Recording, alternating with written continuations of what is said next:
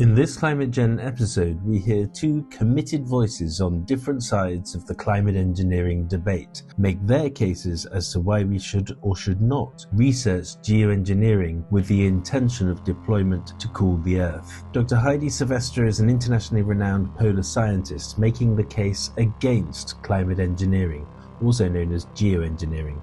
And Herb Simmens is the founder of an international group called the Healthy Planet Action Coalition, or HPAC. Both interviews were recorded at COP29 and reflect the entrenched positions on both sides of the debate. There are many more voices and we urgently need to hear them, not least from the vulnerable communities who may be severely impacted by such cooling schemes. The last word goes to Professor Diana Ürge-Vorsatz, Vice Chair of the IPCC, where she comments on how climate engineering is moving into the main literature, advising the United Nations Framework Convention on Climate Change, or UNFCCC. Thanks for listening. Subscribers can preview the episode recorded during week 2 of COP29 with Professor Kevin Anderson ahead of his yet unknown publishing date. If you have been following the UN Climate Summit COP29 and want to go inside the talks, accompanied by countless expert insights, then order my book Cop Out from all online outlets worldwide in paperback and audio formats. Thank you. I want to start by asking you about sort of reason for being here. What's one of the things that's driving your agenda at the COP? Yeah, like many scientists, we try to share our latest results. At AMAP, the Arctic Monitoring and Assessment Program, we've just pre-launched our latest climate update report on how the Arctic is responding to climate change. So it's vital. It just came out. So it's absolutely vital that we're here meeting with delegations, meeting with absolutely key people, not only to emphasize the importance of cryosphere, the importance of the Arctic on the rest of the world, but also to really strengthen our scientific partnerships. For example, we met with WMO, which is very important, ICIMOD. So, we're often really spread out geographically, and COP is definitely the place for us, not only to share the science, but to network as well. Okay. And I saw you at an event the other day speaking on the topic of geoengineering, which we've spoken about before. And I was really interested in, it's not just you, you're part of a group of scientists who are very vocal against geoengineering. Can you tell me what you see as the dangers of letting this go into the IPCC, into the UNFCCC, and a sort of a route to deployment, if you like? Yeah, absolutely. So with about 40 different authors, we've just actually submitted a paper in Frontiers that is led by Martin Siegert on probably the most extreme possible interventions of geoengineering on the polar regions. Geoengineering is a very wide topic. You have to understand there are, 80, 90 different solutions that they put forward. But some of the most extreme ones, such as solar radiation management, ocean fertilization, seabed curtains, modifying the albedo of the Arctic basin, could actually have really detrimental consequences on the ecosystems. As you know, ecosystems are very complex. Everything is interconnected. So, for example, if we spray aerosols in the stratosphere, it could modify the chemistry of rain, and it could create more acid rains. It could disturb the monsoon in Asia. If we put plastic white sheets over glaciers, for example, it could really bring a lot of pollutants and contaminants to the water towers of the world. So these are just, a couple of examples. But I think it's very important. It was very important for us to bring together the scientific community and to have a common response to, all these so-called techno solutions we've heard from the geoengineering community. They've been really good at making a lot of noise, taking a lot of space in the media, but also in policy circles. So we believe that it was time that we came together and shared, not only compiled all the science that already exists on the most extreme interventions, but also shared a common message to show that, we're coming together against, some of the craziest techno solutions that geoengineering is bringing forward. Okay, so if there's a spectrum of crazy, what's the most crazy and what's the least most crazy? I think we must really insist on the fact that the best way to really preserve the polar regions is to decarbonize, and everybody's always rolling their eyes when I say this, but absolutely, this totally works today. And not only it's great for the cryosphere, it's good on so many other levels. for energy security, for air quality, water quality, soil health. It's great for our oceans. I mean, of course, decarbonization is good for everything, pretty much. So when it comes to geoengineering, what they're trying to do is really to manipulate climate on very large scales. I think some of the things that worry me the most at the moment is definitely solar radiation management, because of the consequences on acidification, consequences on disturbing weather systems. It's basically Do you mean the stratospheric? Yeah, stratospheric injections, yeah. Exactly. But also, I think we really have to look into the logistical implications of doing this. They just say, oh, it just require a few thousands of planes flying 24/7 for many years. And I mean, what are you saying? You mean we need more planes flying around the Earth to spray particles in the stratosphere? Let's talk about, if they want to get into details, absolutely. Let's talk about the energy this will require, the resources it will require, the governance agreements this will require, and who will pay for the repairs if it doesn't work? Who will pay for termination shock, which means if we stop doing solar radiation management because of, an economic crisis, because of a war, we could get termination shock, which is a really rapid catch up of a climate system, based on how much CO2 we have in the atmosphere. So I think that's why solar radiation management really stresses me out. And the science is very clear. We have enough science to say that this would have really global implications on everyone, on our agriculture, again, on acidification, etc., etc. There's also now something that is attracting a lot of attention, which is albedo modification. So, for example, spreading little beads of silicates in the Arctic. That will require hundreds of millions of these spread into the Arctic Ocean every year. Some people also are trying to save Arctic sea ice by deploying pumps or underwater drones. But we need to understand the amount of these equipments we would need. That would require hundreds of thousands of pumps deployed in the Arctic every year, or what other companies are thinking of deploying 500,000 drones into the Arctic basin. So let's be serious, if they really want to save these ecosystems, if they really want to scale it up, the amount of resources this would require is absolutely through the roof. It's absolutely insane. And the pollution it will bring into the Arctic basin, the noise pollution it will bring to the Arctic basin, is really something we cannot afford today. So to me, these things are really stressing me out. Another one is, of course, seabed curtains. So to have literal curtains anchored at the sea bottom that would be, hundreds of kilometers long, hundreds of meters tall. And we need to understand that. I know where this is coming from. Some parts of our ice sheets are melting a lot because of warm, deep waters. But understand that these boundaries between the ice and the oceans are really precious places for ecosystems. This is where animals feed. Of course, we can look at the technical readiness of these different things. But geoengineering is not just about technical readiness. It's about ethics. It's about governance. It's about the global picture, the global implications this will really have on these ecosystems. And again, this is the finance cop. Who's going to pay for it in the first place? But who's really going to pay for it if it doesn't work? And today we're still not even able to bring enough money for loss and damage. How can we be fully guaranteed that if it doesn't work, we will find money to repair for the negative consequences of geoengineering? I want to interview people on both sides of this. Of course, and what you're saying, there's one commonality, is that you both say decarbonization. You come to a place like this and no one who can make structural changes is talking about decarbonization, or at least if they do, they don't mean it, or it doesn't happen. And the trust is breaking down. Now, I wonder, if you look at what the British government's just done, they've put up a funding proposals for, I think it's about 50 million for geoengineering. But they've also allocated 22 billion for carbon capture and storage. And these are national conversations. But you can see how the government makes a structural change with huge amounts of money when it senses is running out of options. Are we in that similar space? Do you think that's where we are with this? I mean, I think it's very interesting because we're certainly absolutely not running out of options. I think there is a huge lack of knowledge on the policy side about how ecosystems work, what sea ice really is for the global climate system, but also for the ecosystems and the indigenous and local communities in the Arctic. That sea ice is not just a giant mirror covering a dark ocean. It is a full-on ecosystem. Our fisheries are based on it. The air we breathe is based on it as well.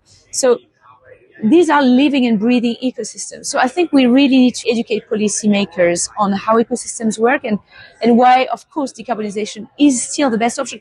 And what is amazing about decarbonization is that we know how to do it. And we know it's great for jobs. We know it's great for economies. But, of course, if you give the elevator pitch of geoengineering, it looks great. Oh, my God. You press a button. You don't have to change your economy. You don't have to ask your voters to make efforts. And you can apparently lower temperatures on Earth. So obviously it is extremely attractive, and it's extremely destructive as well, because to us it's taking a lot of the attention away from decarbonization. It's taking also a lot of our own resources as scientists away from studying what really matters, the importance of these ecosystems, to study how these ecosystems are going to respond in the future to climate change and how they could respond to decarbonization. So, I'm certainly not against continuing having an open dialogue with geoengineers. I think it's very important that we are at the table as the scientists, and we can assess, if governments want more research, into geoengineering, we certainly have to be at the table. It's very important, but it's extremely distracting at the moment. And, unfortunately, we're running out of time to keep pushing for decarbonization. So, I understand that it's very attractive. It's all the rage right now. It's everywhere in the media. It's certainly very present here at COP29. But hey, let's not forget the one thing that works super well, that is by far the most cost-efficient thing we can do, is to decarbonize. Geoengineering is not attacking the source of the problem. Yesterday, we were speaking with WMO. WMO just released reports. 8 million people die every year because of air pollution. This is not a small thing. If we do not mitigate, if we do not reduce very, very efficiently the amount of fossil fuels we use every year, this number is just going to increase. And I think people are aware of this, are aware that this is a big issue. And it's not having 1,000 planes or 1,000 ships in the Arctic creating fake clouds or blocking sunlight that is going to fix that part of the problem. And this is, again, not a small thing at all. So if we're true to ourselves, if we really want to save humanity, this is also a part of the problem. Air quality, water quality, soil health. I think everybody's sick of eating plastic at the moment. So we should absolutely keep talking about decarbonization. This is the one solution that truly, truly works. And I think when the youth that is being manipulated to believe that geoengineering works, when the indigenous communities that the geoengineering community is trying to get will realize that these are just businesses actually. And if these businesses have their interest on something else, or, lose funding, they will just stop and they will move to something else. But the one fundamental thing we can do, the best thing that will give us a fighting chance for our generation and future generations, is really to change the system as it is. And it's truly to really bet on renewables, to bet on nature-based solutions. These are fundamental things that can change everything, and that would be better for everyone, not just for the richest people on the planet. Because geoengineering is really good for the richest part of our populations. This will actually be really good for everyone. We see all of these degraded systems. We're standing next to the cryosphere stand, which is your business. Sure, in a way. But many of the stories that are coming out of here are quite depressing. Yeah, but I think there's also one thing we should underestimate, is that we can absolutely make it worse by covering glaciers with microplastics, by putting beads of silicates into the Arctic Ocean that would dissolve and change the chemistry of the Arctic Ocean. We can absolutely make it worse by, trying to refreeze the Arctic artificially. There are 7 million people who live in the Arctic. We shouldn't forget about this. Yeah. It's not an empty land. So things can get absolutely a lot worse for these ecosystems that are already desperate. They're in the most dire situation they can be. But wait, things can get a lot worse. So absolutely, all I want to hear is solutions and hope. I'm thirsty, I'm hungry for hope. But there is nothing worse than selling false hope to people. And this is what some of the geoengineers are doing with the youth. with the indigenous communities, with the local communities. They are cryosphere. They are the people of cryosphere. It's very important to hear their voice. But I think we shouldn't underestimate that, for example, what happened in Venezuela recently. I think it's super interesting. In Venezuela, they have one glacier left, La Corona. La Corona is the main source of water for the population, 300,000 people who are living just down below. And the glacier is about to disappear. It probably has only a few years left. Government suddenly realized the glacier is about to disappear. They travel to Italy to buy geotextiles from Italy, plastic sheets, to cover the glacier in Venezuela. Guess who was against it? The local population, working hand in hand with the scientists, because their water comes from the glacier. So they're not against solutions. They're desperate to find solutions. They're desperate to continue having water in the years to come. But they understand that, which is what the geoengineers say, it's an extreme situation, so this requires extreme solution. But not when it comes down to human health and to the health of ecosystems. We cannot negotiate with this. So I'm glad in Venezuela that they understood that, okay, this glacier might very well disappear in the next few years. But in the meantime, we don't want 5 years of drinking nano and microplastics. Okay. And I just, before meeting you, I interviewed someone from the IPCC, the vice chair, and she was saying that it is kind of inevitable that the geoengineering comes into the IPCC and then makes its way into the UNFCCC discussion. Probably, yeah. What's your, if you were say, come on, give us your counter pitch why this shouldn't happen, what would you say? No, I'm absolutely not surprised at all, of course, that it's becoming more present into these arenas. I think there's a lot of frustration from everyone about the fact that things are not moving fast enough. And of course, what they bring to the table are all these fresh, exciting ideas. But again, I think it's very important that, speaking of IPCC, speaking of UNFCCC, speaking of Arctic Council, that the scientific community is around the table as well. And that we're able to deliver these very independent assessments before any decision is made on whether or not we should go towards geoengineering. And honestly, when you look at the scientific community, I'm really struggling to find people who think solar radiation management is a good idea, or spreading beads over the Arctic Ocean, or fertilizing the ocean, or covering glaciers with white tar. There is certainly, in a few places, scientific curiosity towards, potential tests. There is certainly a lot of funding that is very attractive to the scientific community. Even though we think it's totally crazy, sometimes we could put, a master's student, a PhD student working on these topics. But if you dig a little bit deeper, I haven't found someone who thinks that we should instantly implement geoengineering on Earth. So I'm glad that IPCC is on top of it. I'm glad that, AMAP at the Arctic Council, this is becoming part of our mandate, actually, to look at geoengineering. Again, because AMAP works with 850 experts who can really deliver the best science on the implications that this could have on ecosystems and how it would feed back to the climate system. So, of course, it's here. It's not going to go away, but it's very important that we keep a cool head and that the scientific community spends for some of these things, maybe gives its opinion, shares the scientific facts on the science that already exists, because there's already a ton of science on geoengineering. And if certain countries really want to push for more research, we will be there. We should be very careful about how we publish this research. For me, if we only say, for example, speaking of sea ice management, pumps on sea ice, pumps spray ocean water, salt water, top of the sea ice. If it's cold enough, it refreezes. It might thicken sea ice. And maybe that sea ice thickening will help, sea ice to survive during the summer month. That's the goal. I think it's very important that we don't just say, scientists, sometimes we're a little bit like this. We don't just say, is sea ice getting thicker or not? It's very important that we talk about the logistics of deploying 100,000 pumps into the Arctic Ocean every year. It's very important that we co-produce these results with the indigenous communities. It's very, very important we talk about governance. We talk about the ethics behind it. We talk about the business aspect. It's all about carbon credits in the end. Of course, everything is pretty much. And then we talk about how realistic this is. Is it going to really prevent us from crossing tipping points or not? So that's what's very tricky about geoengineering, is that it's a very complex thing. And we cannot just have a headline. We cannot just have a one-liner.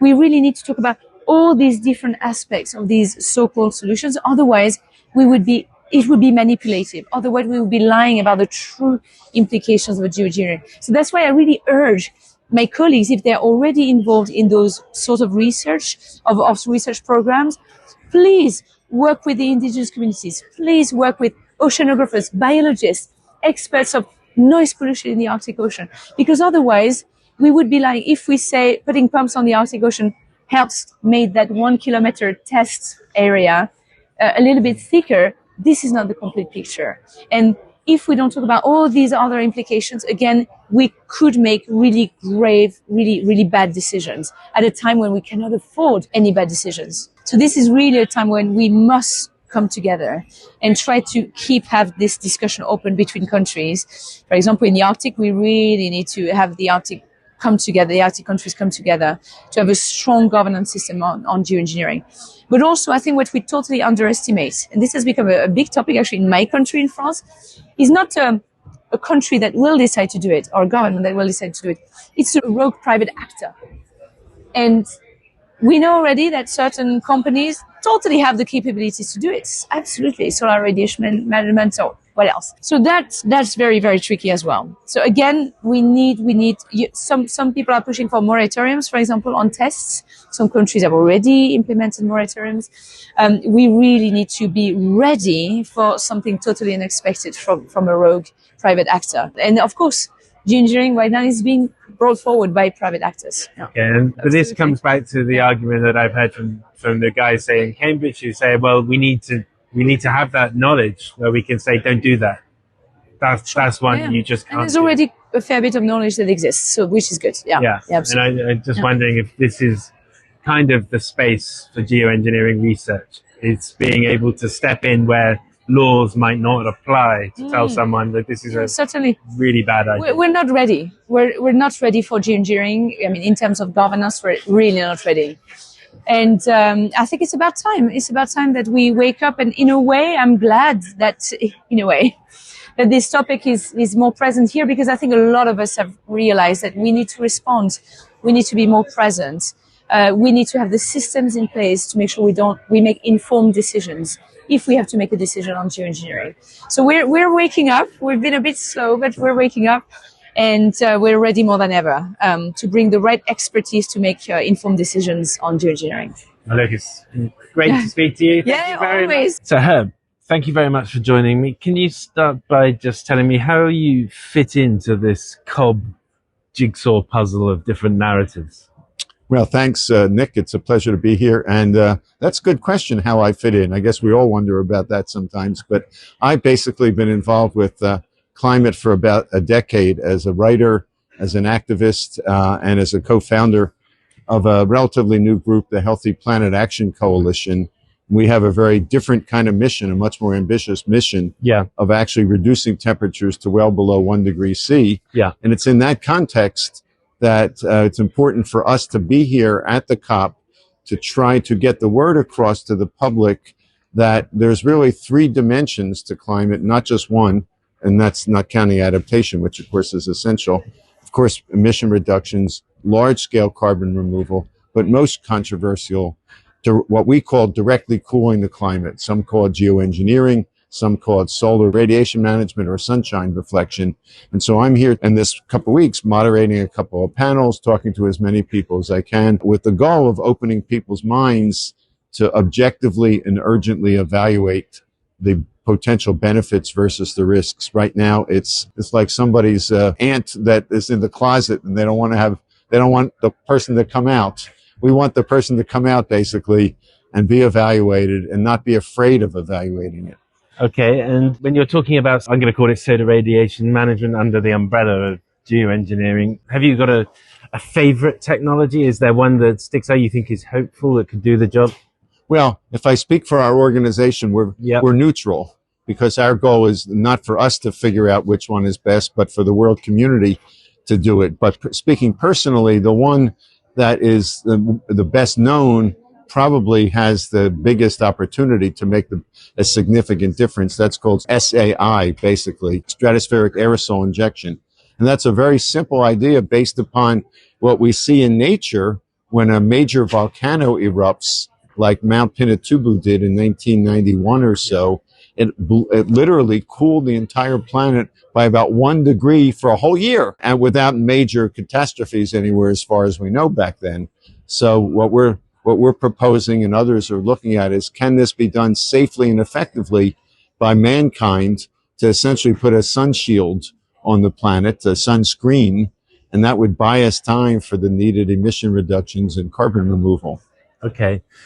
And you make it sound very like practical, logical, but if you mention that to scientists that I've spoken to at this conference, their eyes bulge and they tell me, no, this can't happen, we can't do this. And the associated risks they highlight are things like damage to the ozone layer, which would be terrible for the planet, and so on. But what's the position of your organization on outdoor experiments? Well, we think, first of all, they absolutely need to occur, because without outdoor experiments, we'll never find out how effective it may be and what the impacts are. I mean, there are many, many computer models, most of which show extremely beneficial results, but obviously we can't rely on just on computer models. So we've got to do this outdoors and in an organized and regulated way, not every man or woman for herself. Yeah. But until we do that, we'll never have an answer, and time is running out. Okay. And the AGU, the American Geophysical Union, which is a big conference, big organization where a lot of science gets discussed and stress tested and so on. They've released this set of sort of principles for geoengineering. What's your general feeling about those? Are they adequate? Do they need to be tightened? Are they good enough, do you think? I think that, I mean, I'm not super familiar with every phrase in those articles, but I have looked at them and they do seem to be a reasonable start. And other groups are also looking at it. There was a group at Oxford some years ago, came up with the Oxford principles.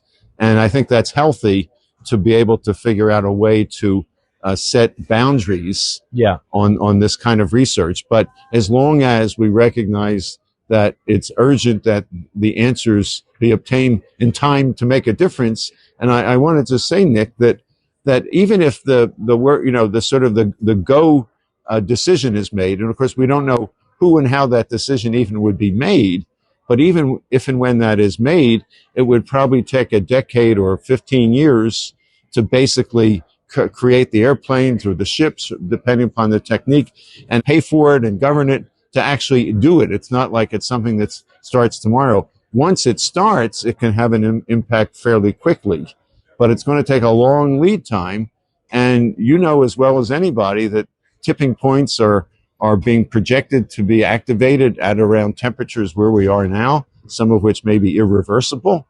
So urgency and safety need to be joined together. Okay, well, let's create a scenario then. Let's say the Amazon, all the boreal forests, the whole of Papua New Guinea, all these forests just went on fire at the same time, and it looked like we were not going to be able to put them out. And someone said, look, I think we could do something here with geoengineering. We could cool the planet, and it might help reduce the burning or something. Do you still think it would take 15 years in that sort of emergency situation? Well, it depends on the technique. I mean, at least with stratospheric aerosol injection, the science seems to suggest that it needs to be put in the stratosphere, not in the troposphere. And the only airplanes, and it looks like balloons and that kind of thing, are probably not practical. So the only way to do it is with very high altitude airplanes. And while they exist right now, they're mostly like spy planes and whatever. They can't carry much of a payload. So we basically have to either significantly modify existing planes or design and build new planes, and that's going to take time. To the degree to which nations recognize it's an emergency, maybe it takes 5 years or 7 years or 3 years. Let's hope so, that it could be done more quickly. But a lot of it just depends on governance. If it's one nation deciding, and a president or a premier or prime minister says, go do it to his or her air force, it could probably be done quickly. If it needs to be brought here, it might take a decade. But so it's going to take a matter of years for this one particular method to be deployed. In that respect, while the impacts of climate change are accelerating, and the acceleration is accelerating, everything's exponential, it's going against us. Right. Is it not just too late to be working on projects that could take 15 years when we've got such a small, what Rockstrom calls this operating space for humanity?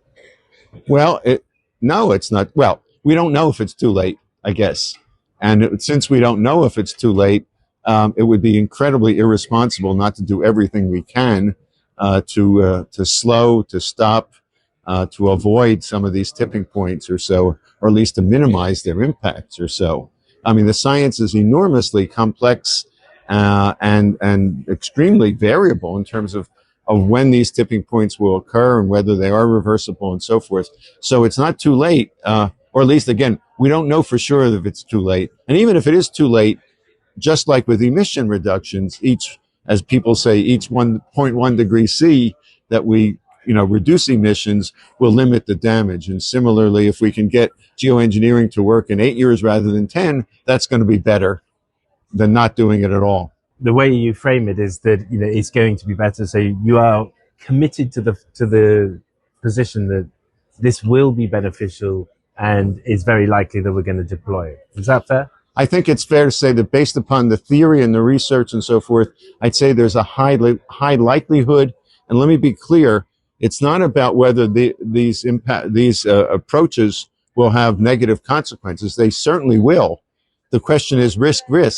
When a patient has advanced cancer and the doctor says you need chemotherapy or so, and they say, well, what, is the chemotherapy going to be bad for me? It's going to be damn bad for you, but it may save your life. And so what the world will have to do, and this will be extraordinarily difficult, is to weigh the risk of doing this versus not doing it. If we were 20 years ago, I think there'd be nobody seriously proposing geoengineering because there was still a very good chance that we could, through emission reductions alone, avoid the worst calamities. Okay, and this is as much of a fossil fuel conference as it is a climate conference. It doesn't look like emissions are going to come down anytime soon. What scenario, how dangerous does it become if a rogue state, and the way things are going, it could be the US, decides, well, let's just do it anyway, because it might cool things whilst we're still burning enormous amounts of fossil fuels. Is there any research showing what that would do? Well, because by definition, the scenario you're painting is a rogue state one-off thing. We don't know it would depend who the rogue is, and what their motives were and how they did it and so forth. I mean, obviously that's not an optimal way to do it. It may turn out that way, but that's another reason why it's critical that responsibly, through entities like the COPs and the IPCC and other organizations there, the World Meteorological Organization, that we come up with a rational framework to do the research and make the decision to preclude a rogue state from doing it on their own. And you use the analogy of the patient when the patient is sick. Well, what if this patient that's sick decides I need to do something quite extreme here, and that extreme action actually ends up taking the limbs and the organs of the rest of the family? In terms of, okay, you might actually do something that's good for your region, but the rest of the world ends up in a complete state of, typhoons, droughts, whatever the situation. Well, I think most of the approaches that have been considered, including SAI, basically can be stopped. I mean, the particles, the sulfur particles, can fall out of the sky in a matter of months or so. I mean, it's not to say there wouldn't be any negative impacts, but it's not as if there's only a minuscule likelihood, as far as I know, and I'm not a scientist, that there would be the kind of catastrophic limbs going that you described, Nick. So I think that's a far-fetched scenario. And we talk about the go point. When do you deploy? And on that timeline between now and future climate change, when we start reaching our thresholds and tipping points, etc., where do you foresee that go point being? Well, personally, I think the go point is now. You think it's now? I think it's now, given the fact that it would take years to reach agreement on how to do it and then years to actually deploy it. So essentially, we're talking about, once a decision made, it's probably 10 or 15 years, maybe a little less if we act on an emergency basis. Again, this is all assuming that the research, extensive, careful, objective research doesn't show any fatal flaws. I mean, if it's the equivalent of chemotherapy killing 98% of the people who get it, then obviously we have to think of some other alternative. But if it's that well, the monsoon may be delayed by 2 weeks here, and this may happen here. And we develop compensation measures for some countries to compensate others, or however that turns out to be. That may be, again, considering the alternative of basically the collapse of civilization, which is what many of us think we're on course for right now in the coming decades. Well, yeah, and scientists do openly say what you've said. Jim Spear from the IPCC said it a few weeks ago. Yeah. Current trajectory is collapse. I asked you earlier if you were for outdoor experiments, and you said yes. What you're saying, though, really is that this is a direct research to deploy. I mean, you need to do these after you can't go from computer to deployment without doing incremental research where you sort of start little, then medium and so forth, and carefully monitor, the results, which is not going to be easy. I mean, again, that's another challenge. There are all sorts of terrible challenges. No one watching this should assume that I think this is a simple process there. And if the stakes weren't so incredibly high, none of us would be even talking seriously about this right now. Okay, well, that's a good closing statement on that. I was in a talk this week at the COP, and there was someone from the IPCC, an author, and they were talking about solar radiation management as we're sort of sailing past all our targets and we're not bending the curve fast enough. There's a lot of people saying from around the world, okay, we've got to start looking at this stuff. What's your view on that? Well, certainly my personal view will be quite different from what the IPCC says. What the IPCC says, we will definitely have to tackle this more, since there is a lot more literature on this. If there is a lot more literature, we have to assess this. I hear you had a lot of podcasts on this.